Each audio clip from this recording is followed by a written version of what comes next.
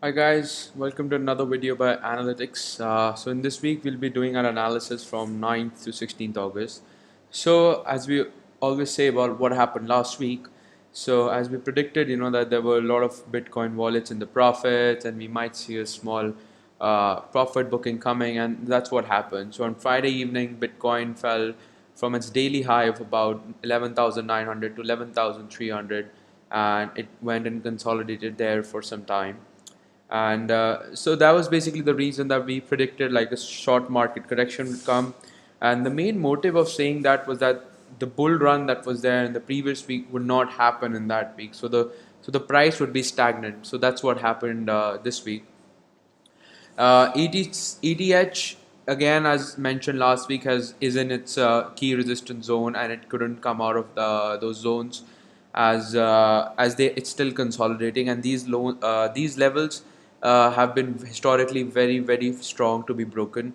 Similarly, Bitcoin's resistance between 11,000 to 13,000 has been one of the key areas of resistance, and it will be very hard and interesting to see how these zones are broken. So this week's analysis, well, it's a battle on our hands between the S&P 500 and cryptocurrency. S&P 500 is almost about to hit its all-time high of 3850, and which it previously hit in March. And cryptocurrencies, and it's on verge of getting a V-shaped recovery from the crashes in March, as you can see over here. Similarly, gold has broken its all-time high as well in the last week, and they both are in the all-time highs, and that doesn't work because they both are opposite to each other. One asset moves ahead, the other asset generally moves in the opposite direction, or the other asset just consolidates. Historically, we take up the index, that is the S&P 500 and the gold ratio index. So what does this ratio mean? It basically means that how many ounces of gold is required to buy the S&P 500 index. And historically, whenever there's been a crash, this index has fallen by about 70%, 60 to 70% on average. As in 2001, it fell by about 60% correction was seen. Similarly, in 2007 2008, we saw a correction of about 70%. And in 2020, there has only been a correction of about 17%. So, what does this mean? So, if this ratio falls, and the ratio would only fall because of two reasons: A, the gold prices would increase phenomenally, or B, the S&P 500 would fall substantially. So, what does that mean with Bitcoin? Gold and Bitcoin in the past couple of weeks has the correlation of them has skyrocketed because they both are deflationary assets, and they both move opposite to what the supply side, when the money is printed more, they both work in the opposite direction, and their correlation has risen a lot. So if there is a good movement in gold, there's a very high probability that it would catch in the cryptos as well. Similarly, we saw that that the government, US government 30-year bonds are trading at the lows, so they're just trading at almost the face value, and the yields have increased. So what does this mean? This basically means that the people are not putting in the money with the government, with the treasury bonds, and they're instead putting it in the market or gold and BTC.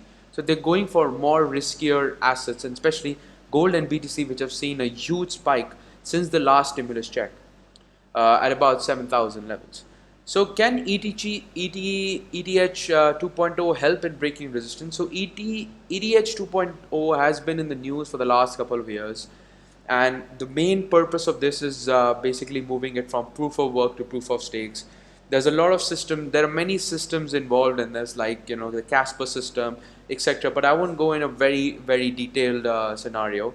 So what is basically what does it has to do? Why are we talking about it this week is very important, because the test net for ETH 2.0 was launched on 4th of August, and what we believe is that this test net, if it works well, if there is not a lot of manipulation, lot of issues or bugs in it, it might help in breaking the resistance that ETH is facing right now.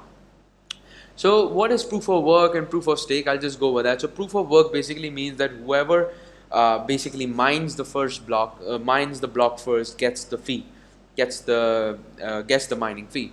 But in terms of proof of stake, it's all randomized, and it's all about a game of probability. And you don't get a mining fee, but you get the transaction fee. So let's say if there's 100 coins in circulation, and you have you have 10 coins and you've put those 10 coins staked up in the ETH network. So that basically means that you've staked up 10% of all the coins in circulation. That means there's a 10% chance that you will winning every reward, and the reward is basically goes on a random level, random basis. The proof of stake is obviously way more secure, and we really saw that in this week as well. On 7th of August, when ETC, that's Ethereum Classic, was hacked, and 5.6 million of it was stolen. It was a 51% network hack, and it enabled double spending, and that cannot happen in proof of stake, because in proof of stake, for you to overwrite the blockchain or overwrite a transaction, you would need to have 51% of the holding. And let's say you even get 51% and you stake it up in the network. So while purchasing that 51%, the price of the asset would have increased a lot. And that would have really, gone against the benefit that you would have got. So it doesn't really make any financial sense of doing that. And also, the miners have staked up in the network. So if anything bad happens to the network, the miners are directly, affected. The other thing is because ETH overall is facing a huge pressure, like 97% DeFi pressure is there, 400 plus ERC20 tokens have been established on the network. And recently the gas prices had skyrocketed. So how does proof of stake make it more efficient? So proof of stake, whenever happens, it involves a network of sharding. So sharding basically means that instead of a serial blockchain occurring, there's a parallel blockchain which occurs. So there is about 64 parallel blockchains occurring. So let's say in every specific time one block was mined. In sharding, at every specific time 64 blocks are mined. So it basically increases the space and number of transactions that you can do. But why are we talking about it again, and what does it have to do with trading? It's a very clear cut thing that the testnet was launched on 4th of August, and it's the first step, it's phase 0 as they call it, first step towards ETH 2.0, which allows us to maintain a bullish sentiment in ETH. So what it means is basically that in a long-term vision, ETH 2.0 would increase the price of the asset, and this is what we want. So we maintain a long-term bullish sentiment on ETH, and this 2.0 is basically encouraging us. So what we basically want to tell our users is that the battle in the resistance right now it's facing, we shouldn't bet against that it would go towards the support level, but we should bet in the forward direction that it would cross the resistance level and go to the higher level of say 500 600 levels.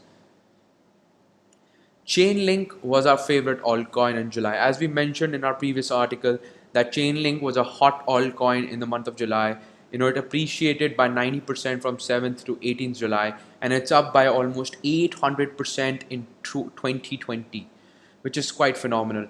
Right now, the Chainlink is trading at about 13.5% high, $13.5, which is its all-time high, which is about 800%. A recent analysis on the wallets of Chainlink also showed that 99% of all the wallets of Chainlink are in profit, and hence, as we predicted to our users that Chainlink was our hot altcoin, it's even increased further from our last prediction. So our last prediction that we did on 7th of 8th of July, that at that time Chainlink was about at $7 levels. Right now it's touched about $13 levels, and it's gone up by about double from our last prediction on 18th of July, and overall in 2020 it's increased by about 800%. So our forecast from 9 to 16 is that we believe that the resistance will be broken, and we permanently feel that ETH 2.0 testnet will increase the bullish sentiment in the asset. Apart from that, the gold ratio between the S&P 500 and the battle between both of them is going to be very important, which will govern which will all be governed by macro level scenarios. So in our opinion, what we feel is that if S&P 500 all-time high is broken, then the stocks would surge and gold and Bitcoin would take a correction. But if that all-time high is not broken, it would be the opposite. So that means that the stocks would take the correction, but Bitcoin and gold and other assets would appreciate.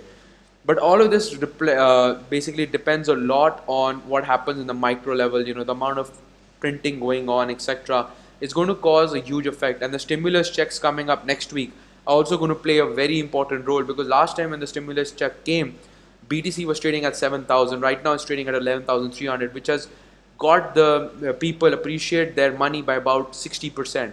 So people might even be more encouraged to put into BTC and all. So it's going to be interesting, month of August to see how things unfold. But thank you so much, guys. For more information about daily resistance support level, please subscribe to Analytics, and we'll be back next week. And hopefully, a bullish sentiment carries on, and ETH and BTC breaks the resistance. Looking forward for that, guys. Cheers. Happy trading.